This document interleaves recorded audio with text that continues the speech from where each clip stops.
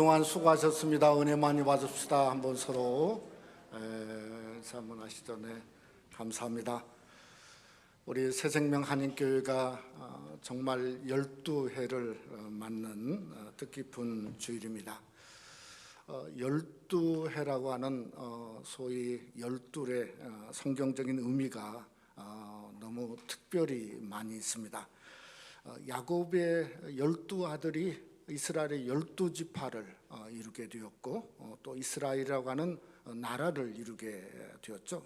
그러니까 이건 번영을 뜻한다 하는 생각을 하게 되어지죠. 또 출애굽기에 보면 이스라엘 민족이 광야에 들어가서 쉼터를 찾지 못했는데 만난 처음 쉼터가 엘림이라고 하는 곳입니다.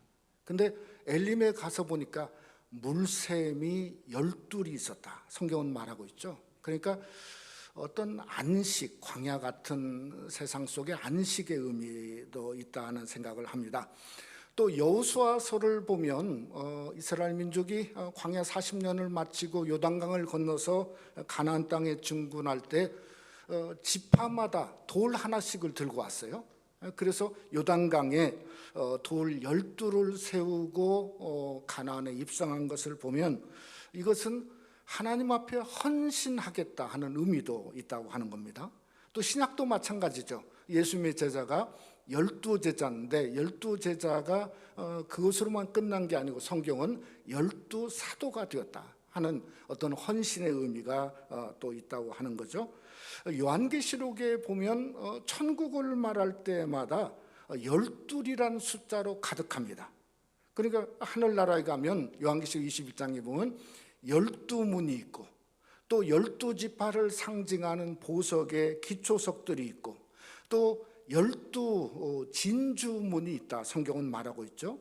또 요한계시록 22장에 보면 성경 끝에 생명나무의 달마다 12가지 열매로 가득했다 하는 것을 성경을 기록한 걸 보면 이것이야말로 영생의 의미가 있다고 생각합니다. 그래서 오늘 정말 기쁜 날, 우리 12주년 맞이하는 우리 교회 성도 여러분에게 12의 본체이신 하나님의 하늘의 신령한 복과 땅의 기름진 복이 여러분 속에 함께 하시기를 주님의 이름으로 축원합니다.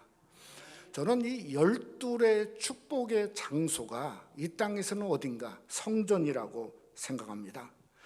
여러분, 그도 그럴 것이 구약의 성전에서 섬기는 제사장들은 에봇을 입었습니다. 에봇에는 12지파를 상징하는 12보석의 흉패를 달았습니다.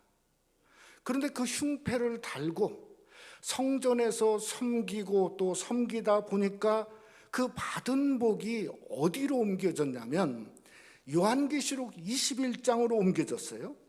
그래서 그 천국에 보면 그저 12지파의 12기초석의 보석으로 가득한 것을 성경은 말씀하고 있다는 거죠. 그러니까 성전에서 섬기고 성전 자체가 바로 하늘의 복으로 직접 이어지는 통로라고 하는 것을 생각해 볼 수 있다고 하는 거죠.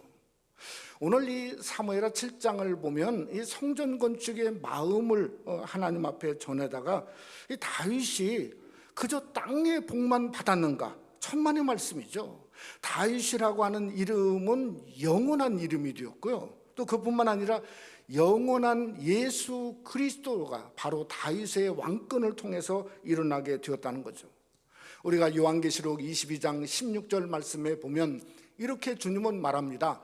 나 예수는 교회들을 위하여 내 사자를 보내어 이것들을 너희에게 증언하게 하였노라. 나는 다윗의 뿌리요 자손이니 곧 광명한 새벽벌이라 하시더라.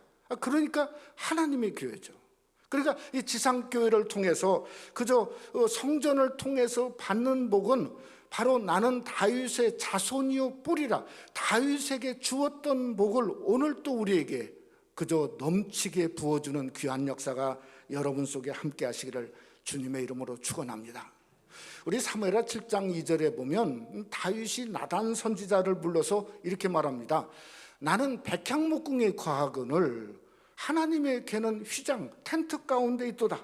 그러니까 이 다윗의 어떤 성전 건축의 마음을 그저 하나님이 받으신 거죠. 근데 우리가 이 성전 건축에, 우리가 오늘날도 성전을 건축하고 있지 않습니까? 근데 우리가 성전을 섬기고 성전을 사랑하는 것과 이 다윗의 오늘 사무엘하 7장의 어떤 그것은 좀 다르다는 생각을 합니다.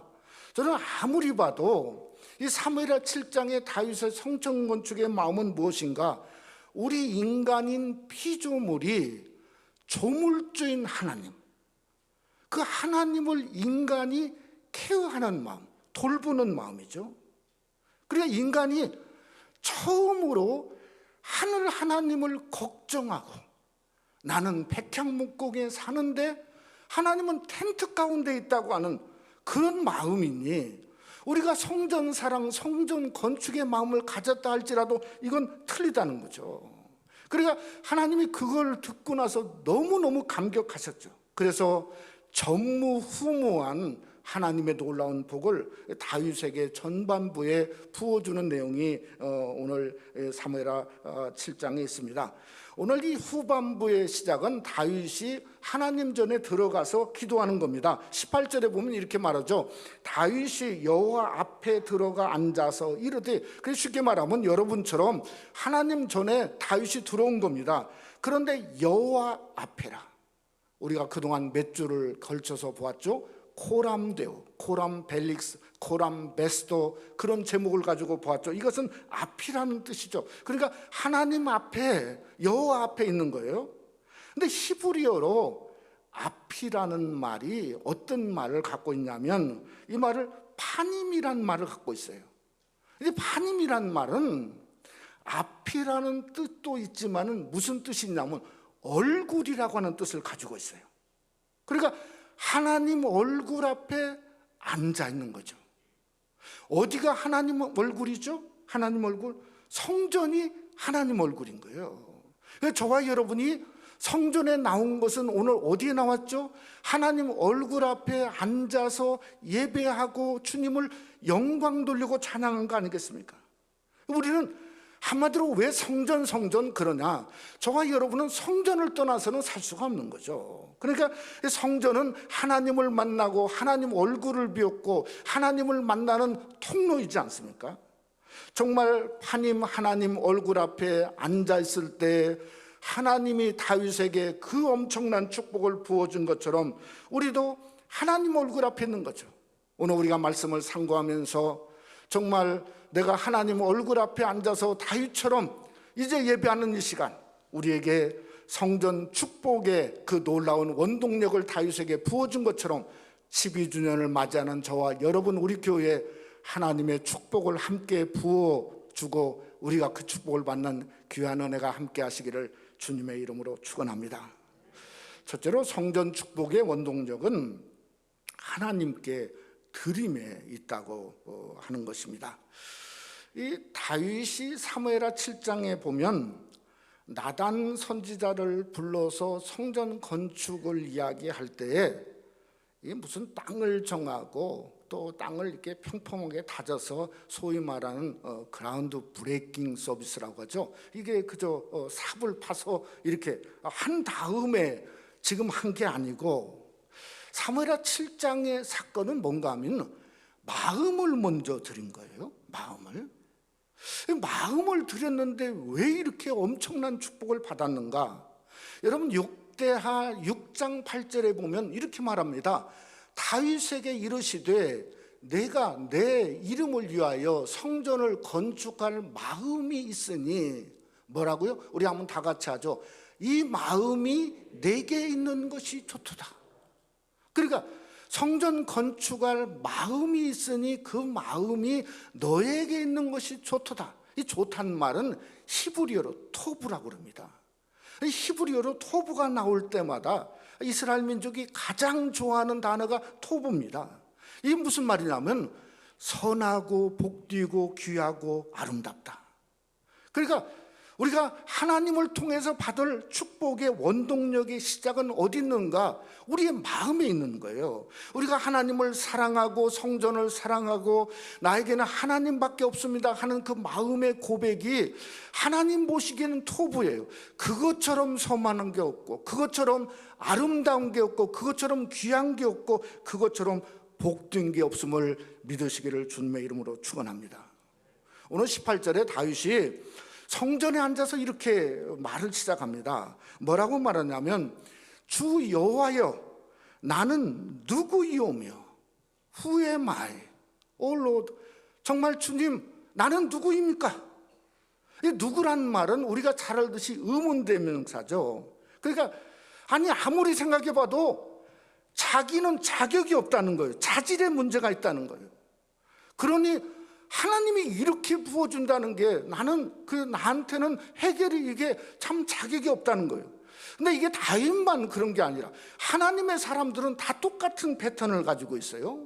여러분 모세도 보니까 똑같습니다. 출애굽기 3장 11절에 하나님 모세를 부르고 이스라엘의 구원자로 삼았는데 갑자기 모세가 이런 말을 합니다.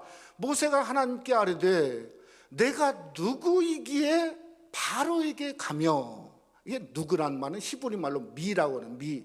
내가 누구이기에 바로에게 가며 이스라엘 자손을 애굽에서 인도하게 내릴까? 모세가 자기는 자격이 없다는 거예요. 이스라엘의 지도자가 자격이 없다는 거예요. 근데 참 놀라운 건, 아니 모세가 자기는 자격이 없다고 그러는데 끝나자마자 하나님은 뭐라고 말씀했냐면 I am who I am. 나는 스스로 있는 자다. 여호와를 얘기하고 출애굽기 3장 4장에 이어서 하나님이 모세도 가는 곳마다 함께하고 지팡이를 주고 그저 아론을 너의 대언자로 삼겠고 하나님이 쏟아부어 주는 거예요. 뭘 쏟아부어 주는 거죠? 자격이 없는 사람에게 쏟아부어 주는 거예요. 아니 다윗도 자기는 자격이 없다는데 오늘 9절에 보니까 나는 내 이름을 위대하게 만들어주리라. 다윗의 이름이 예수님 시대 성경 끝나는 그저 요한계시록 22장까지 위대하게 만들어주는 거예요. 우리도 무엇을 생각하면 우리의 신앙의 축복의 원동력은 뭔가 하면요, 하나님 저는 미물 같은 존재입니다. 저는 자격이 없고 부족합니다. 그러니까 하나님 앞에 내가 자격이 없음을 드러내는 거예요. 근데 그것이 축복받는 자격이 되는 것이죠. 그게 축복의 역설적인 진리입니다. 자격이 없는 것을 하나님이 보시고 자격 있게 만드는 게 축복의 역설적인 진리예요. 여러분 두 번째는 뭐라고 18절에 말하냐면 내 집이 무엇이기에. 여러분 집이란 말은 한마디로 말하면 외적인 사실과 관계 의문대명사죠. 다윗이 자기 집을 얘기할 때는 사무엘상 18장에 보면 이렇게 말했어요.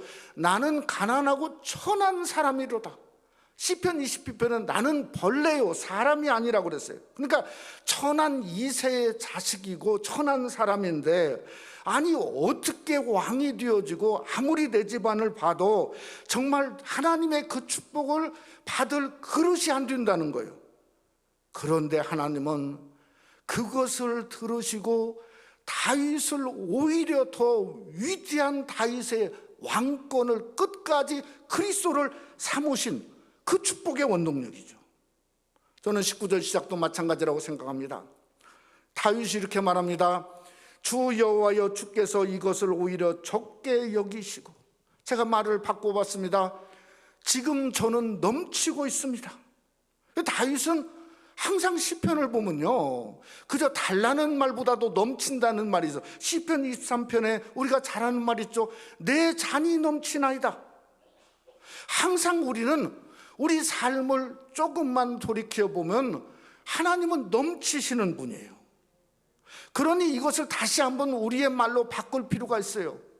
나는 하도 많이 받아서 넘치는데 세상을 보니까 담으려고 그래도 그릇은 있는데 넘치지 못하는 사람들이 있지 않습니까? 그러니까 다 정말 넘치지 못하는 사람에게 하나님 저들에게 부어주세요. 저들에게 더 주세요. 이는 사람의 법이니이다 19절에 말씀하고 있다는 거죠. 그것이 다윗이 전무후무한 축복을 받는 원동력이라고 생각이 들어진다는 겁니다. 사랑하는 성도 여러분, 우리가 12년을 맞이하면서 하나님이 우리에게 너무 많은 걸 부어주었어요. 그러니까 넘치는 거죠. 넘치는 거. 그러니까 내가 정말 뭔가 하나님 앞에 달라는 것보다 이제는 내가 무엇을 하나님께 드릴까, 이것이 축복의 원동력이고 우리의 신앙의 중심이 되어야 된다는 거죠. 여러분, 시편 116편에 시편 기자는 이렇게 말했습니다. 내게 주신 하나님의 모든 은혜를 내가 무엇으로 보답할꼬. 그게 축복의 방편이에요. 여러분, 미가서 6장에도 미가 선지자는 말했습니다. 내가 무엇을 가지고 어떻게 하나님 앞에 나갈까? 정말 우리가 그런 마음을 갖는 거죠. 여러분, 주님도 에베소 5장을 보면 이런 말이 있습니다. 주님은 자신을 버리사 향기로운 제물로 드리셨느니라. 그러니까 십자가가 영원토록 능력인 거죠.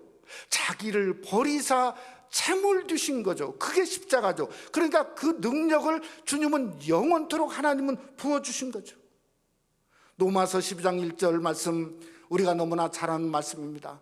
한번 우리 다 같이 한번 봉독해 보죠. 그러므로 형제들아, 내가 하나님의 모든 자비하심으로 너희를 권하노니 너희 몸을 하나님이 기뻐하시는 거룩한 산 제물로 드리라. 이는 너희가 드릴 영적 예배니라. 영적 예배는 이렇구나. 그것은 문자적인 겁니다. 신앙은 그렇지 않습니다. 영적 예배보다도 더 중요한 건 우리 몸을 어떻게 하나님이 기뻐하시는 산제물로 드릴까?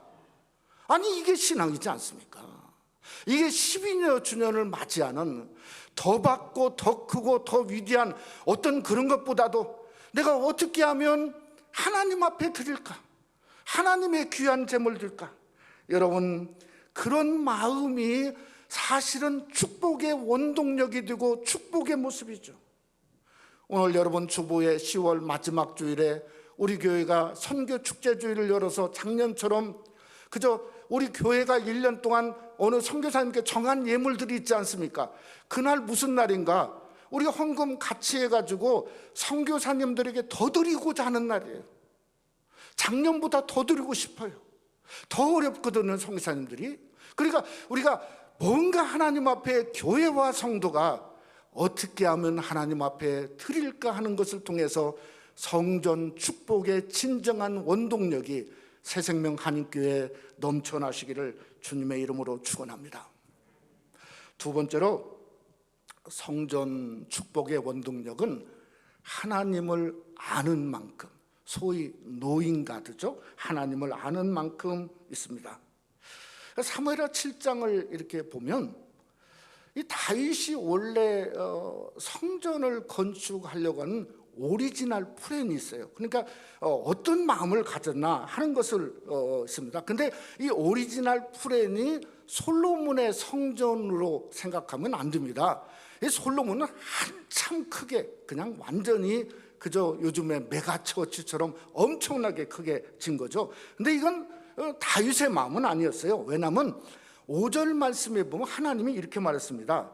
내가 살 집을 건축하겠느냐. 그러니까 하나님이 듣고 하나님이 말한 거예요. 그러니까 그게 진짜죠. 그러니까 내가 살 집을 건축하겠느냐. 이 집이란 말이 히브리어로 바이트입니다. 그러면 그게 뭔가 대궐이나 뭐 그냥 7년 동안 솔로몬 성전 진 것처럼, 그게 아닙니다. 그냥 집이에요. 여러분의 집입니다. 우리가 살고 있는 집이에요. 그게 오리지널 플랜이에요. 그러니까 여러분, 우리 집은 뭔가 서로가 아는 거죠. 서로가 누군가 무슨 모양인가, 그저 왜 기분이 나쁜가, 왜 좋아하는가 전부 아는 거죠. 어쩌면 하나님의 교회가 그 정도 사이즈가 오리지널 플랜 같아요. 오늘날 하나님의 교회가 너무 비대하다 보니까 모르잖아.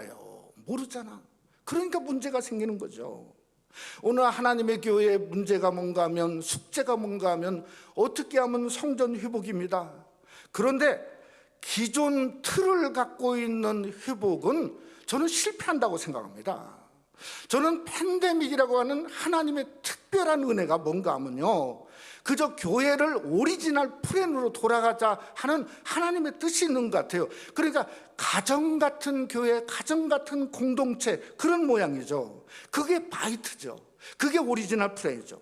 저는 우리 새생명 한국교회가 서로 이름도 알고 걱정도 알고 서로 문제도 알고 서로 기도하고 서로 그저 위로하고 안식하고, 또한 그 안에서도 하나님의 나라를 향한 사명을 갖는 진정한 다윗이 생각하는 교회의 모습이 새생명 한인교회 속에 드러나시기를 주님의 이름으로 축원합니다.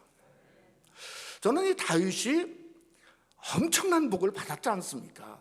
심지어 성경이 끝나는 날 그저 만왕의 왕 되신 주님이 나는 다윗의 뿌리요 자손이라, 이건 그저 이건 상상할 수 없는 복이죠.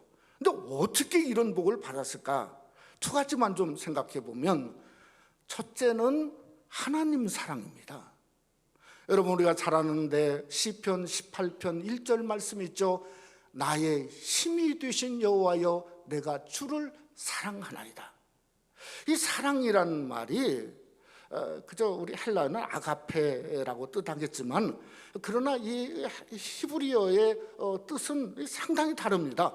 뭔 뜻을 갖냐? 람이란 말을 갖고, 람은 무슨 뜻이냐면, 여러분이 다 압니다. 어미가 아이를 태어나서 아이를 안고 있는 게 람이에요. 그게 람이에요.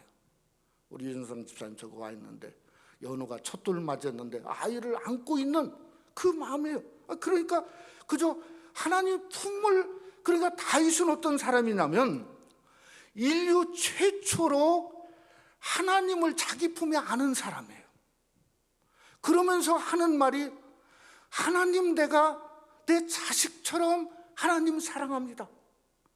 하나님은 기가 막힌 거죠. 그러니까 그를 통해서 하나님의 축복이 넘친 거죠. 여러분, 올 한 해도 이제 10월, 11월, 12월 3개월 남았는데 우리의 사랑이 이전보다도 더욱 하나님을 사랑하는 귀한 사랑이 여러분 속에 함께 하시기를 주님의 이름으로 축원합니다. 두 번째는 뭔가 하면요, 하나님을 아는 데 있어요. 노인가드죠. 하나님 아는 데 있어요. 다윗이 왕이에요. 왕입니다. 목동이었습니다. 그 다음에 장군이었습니다. 그 다음에 진짜 하나님 많이 알을 사람은 누구죠? 나단 선지자죠. 근데 성경을 보니까 이게 나단 선지자보다 다윗이 하나님을 훨씬 더 많이 알고 있어요. 오늘 20절 이하에서 계속 보면 매절마다 다윗이 기도하는데 그 기도가 하나님에 대해서 어떻게 이렇게 많이 알고 있는가 깜짝 놀랄 정도로 하나님을 알고 있어요. 제가 똑같은 경험을 40년 전에 미국에 처음 와가지고 파사데나에 있는 헌팅턴 라이브러리라고, 그때 도서관이, 근데 지금 있는지 모르겠어요. 하도 안 가본 지 오래됐는데 거기 갔는데 예전에 뭐가 있었냐면요, 이렇게 그 유리로 이렇게 된 거기 안에 그 성경책이 있었어요. 근데 가만히 이렇게 가서 보니까 막 파란색, 빨간색, 색연필로 막 이게 가득했어요. 근데 거기에 뭐라고 썼냐면 링컨 대통령의 성경책이 써 있어요. 제가 그때 신학교도 안 갔습니다. 근데 그 어린 24살 나이에 제가 들은 게 뭔가 하면, 링컨이 한 위대한 일은 노인과 하나님을 아는 데 있었구나 하는 것을 그때도 제가 깨닫게 된 거예요. 결국은 하나님을 아는 만큼이에요. 축복은 다른 게 없어요. 하나님을 아는 만큼 나가고 하나님을 믿는 만큼 일을 하게 되었어요. 오늘 22절에 보니까 주 여호와는 위대하시니, 이 영어로 How great thou art. 주 여호와는 광대하시고 위대하시다. 근데 이 말이 참 이게 원어적으로 생각해보면 이런 말이에요. 다윗은 금수저처럼 타고날 때부터 하나님은 광대하시고 위대하신다를 알았는가? 성경 그렇게 안 써 있어요. 위대란 말이 가달이란 단어인데, 이게 그저 처음부터가 아니고 점점 정오의 빛처럼 점점 커진다는 뜻을 가지고 있어요.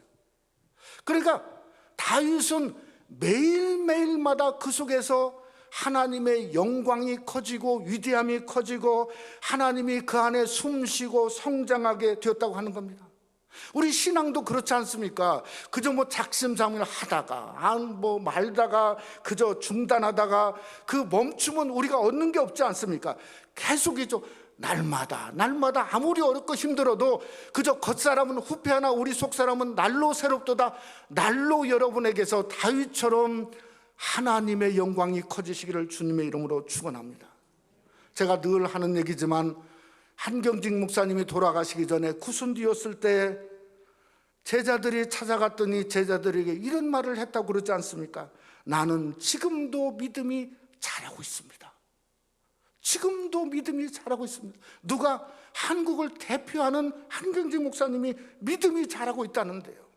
우리도 지금도 내일도 주님 부르시는 그날까지 속사람이 여러분 속에 자라시기를 주님의 이름으로 축원합니다.